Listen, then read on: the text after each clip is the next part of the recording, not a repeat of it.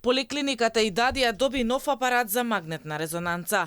Тој функционира од јули и до сега биле закажани 476 термини. Тоа значи дека дневно се снимаат по 9 пациенти. Апаратот е купен со сопствени средства на Здравствен дом Скопје, во вредност од околу 1,3 милиони евра.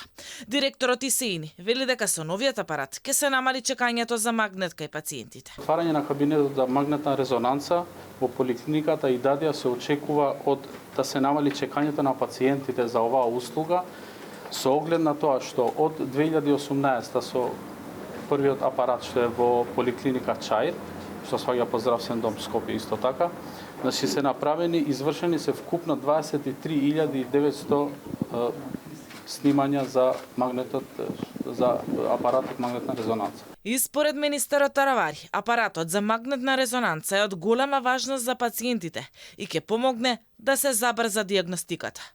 Но горлив проблем во јавното здравство не е само термин за дијагностика, туку и читањето на резултатите. Во Здравствениот дом Скопје веќе една година имаат систем за централизирано читање на резултатите. Нас ни преостанува да овозможиме со дополнителен медицински кадар и втора смена да работи, за да овозможиме што побрзо пациентите да стигнат до ваква здравствена услуга, која што можам да кажам дека е луксузно и не би сакал да претерам, меѓутоа најверојатно Македонија е земја во која што најмалку се чека за да се направи магнетна резонанца, со која можеме да се пофалиме како држава. Премиерот Мицкоски најави дека владата и натаму ќе инвестира во медицинска опрема, но и нови вработувања во јавното здравство.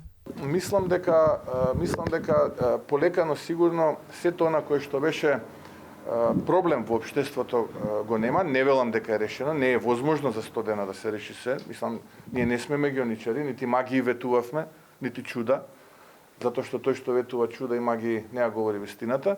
Но дали е подобро? Апсолутно е многу подобро. Дали може подобро од ова? Секој ден може подобро. Според Мицкоски, граѓаните се и ќе бидат главниот приоритет на владата. Тој ветува дека ќе се работи посветено, особено во здравството, за пациентите да добијат здравствена заштита каква што заслужуваат.